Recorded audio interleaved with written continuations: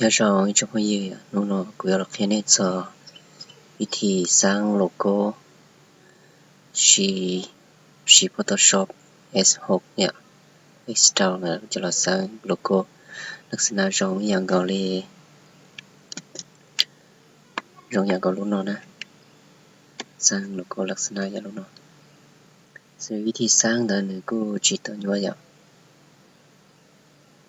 นี่เราเปิดรู Photoshop นะ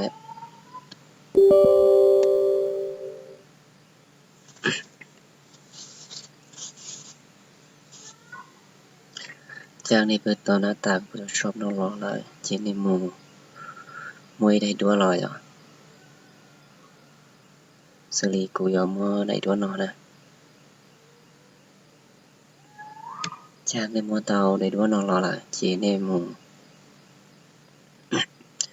คีตรคอเอเมเนาะอีเมเนาะก็เอเมเจมูตรกาที่อ้อเนาะกาว่า adjustment เนาะจีนในตีละตรกา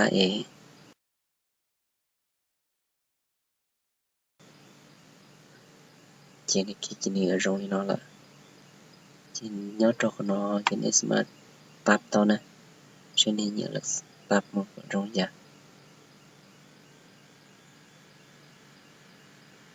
เอาอย่าเนาะนะใช่ครับครับอย่าเนาะได้ปรับต่อเนาะตาแล้วจีนคิดโอเคหลังจากเนี่ยตอนนี้เนาะละจีนในเปิดอีหน้าต่างเชื่อหรอสีไฟนิวนะเราเชียร์คอนโทรลประตูเอ็นก็ต่ออย่างเปิดตัวหน้าต่างเชื่อเราละจีเนี่ยเราคอนโทรลเออย่างแต่จีมันเนี่ยมันยกเราจะมันจอตัวหน้าต่างเชื่อเรานะนั่นเราปิดเนี่ยจีเนี่ยขยายกับเมนเลยคอนโทรลเอคอนโทรลทีอ่ะคอนโทรลทีอ่ะตัวจีเนี่ยดูกับเมตัวภาพน้องก็เราเมนแล้วนะ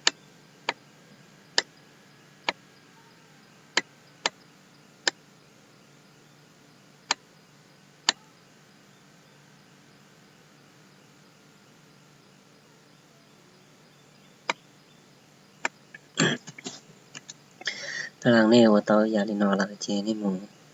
แดงแบ็คกราวด์นะแบ็คกราวด์นะดับเบิลคลิกตอนแบ็คกราวด์เนาะจีนี่เอาการ์ดที่กูต่ออย่างเอาการ์ดกูเรียกว่าการ์เดียนโอเวอร์เลย์นะอย่างจีนี่กูปรับลักษณะแบบน้อยอย่างเอา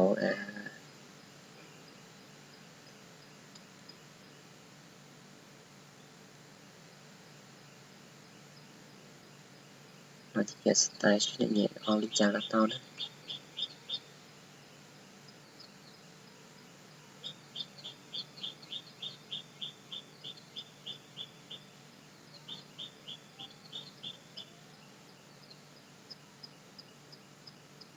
เอาอย่าน้อยใช่อย่างที่ปรับเติมแบ็คกราวด์ได้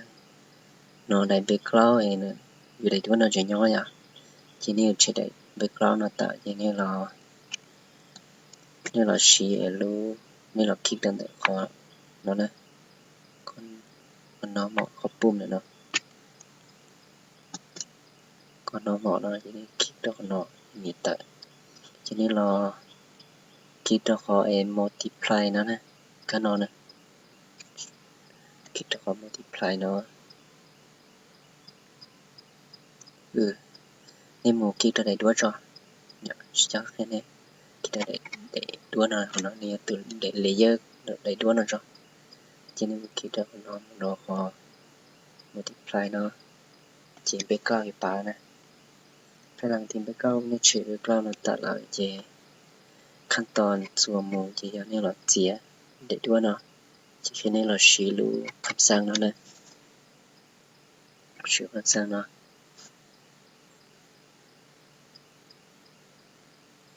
เ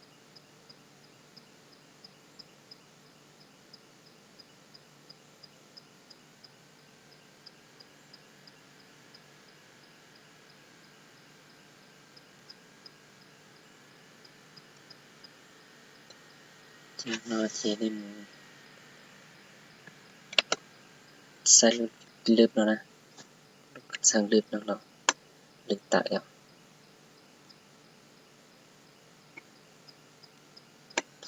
tại ta chỉ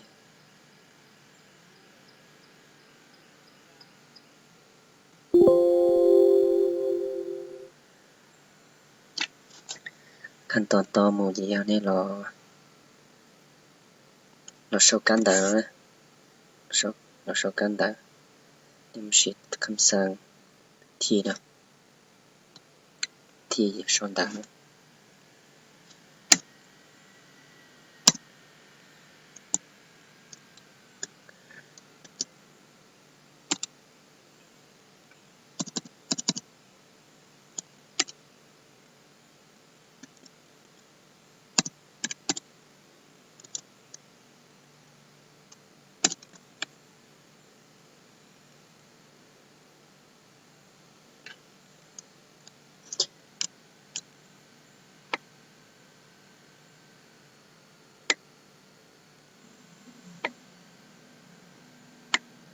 kan tadi nya merah ni sebanyak tu trung log mẹ tao nè màn đi nói ạ trên tiktok nó xếp thầu tao đi nó là gìขั้นตอนgì mù gìนี่รอว่ารู้แหววงมนเนาะวงมนอ้อมแล้วนะอ้อมเนาะจีนี่มาฉีกคำสั่งเนาะไหมเนาะในมัวนั่นเนาะเหรอในมัวซีเจรูปหนึ่งมัวซีเจวงมนจะรูปวงมนรูปสี่เหลี่ยมในมัวจะลักษณะสไตล์เนาะนะนี่เราฉีรู้วงมนเนาะกิกทะลุเราตัดเช่นนี้หรอ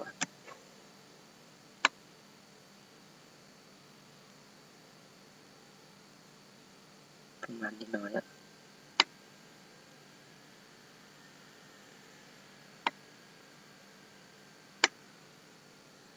หลังจากตอนนี้น้องเลยจีนี่หรอนี่ตัวเลเยอร์น้องเลยนี่เราคลิกต่อคลิกเราวงมนเนาะเตะจีนี่เราคลิกสนอสนอนะ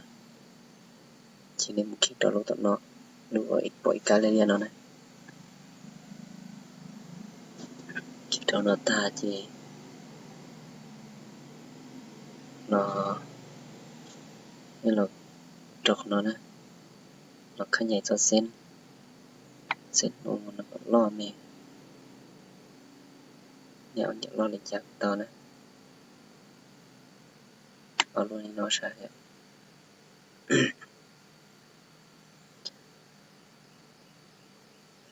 งานนี่มันคอนโทรลบวกตัวที่จูรูปวงมนแล้วก็ล่อจอนะ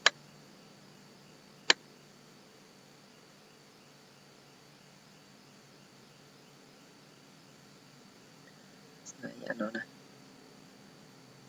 ย่างนอละจี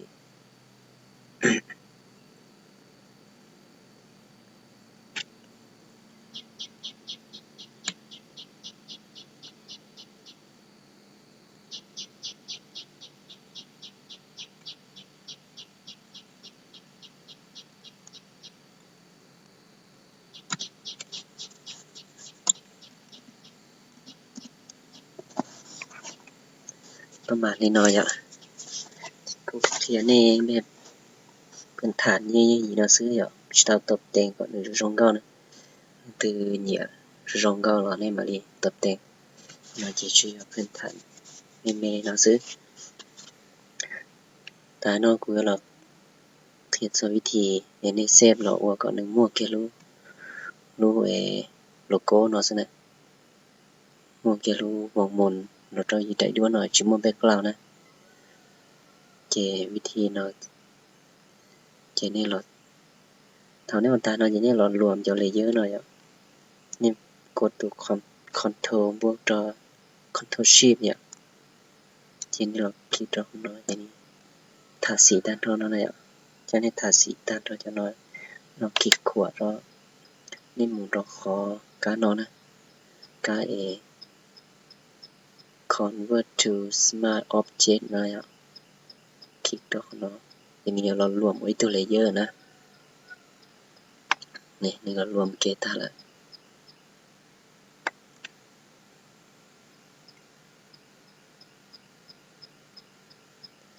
ชี้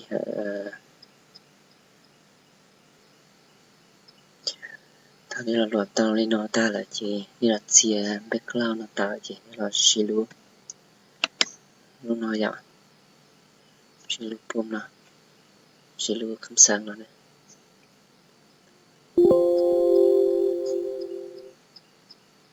สีจำแบ็กกราวน์ฉันเอานอตา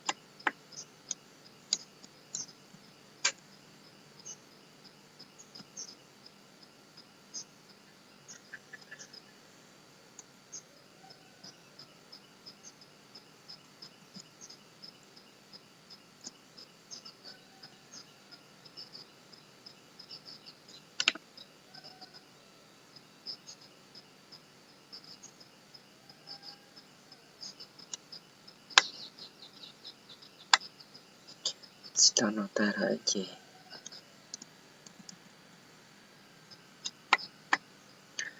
จากสตาร์นอตาละจีนี่มันเซต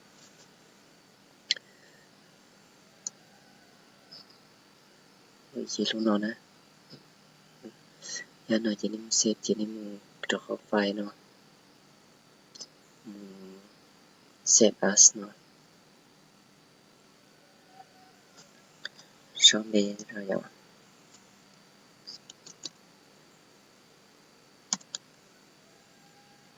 หลังจากนี้ช่องเบต้าเจนี่มันset ว่า JPEG นะว่าPNG ก็สมมติจะเอาแบ็กกราวด์แล้วนะทีนี้มัน set ตัวเนาะตัว PNG นั่นแหละ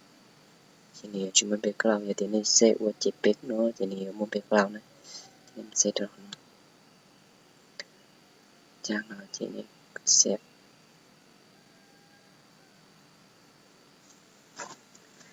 พี่น้องซื้อเจตาละอย่างทีนี้ตาโลโก้เรารักษาช่องยันเอานะ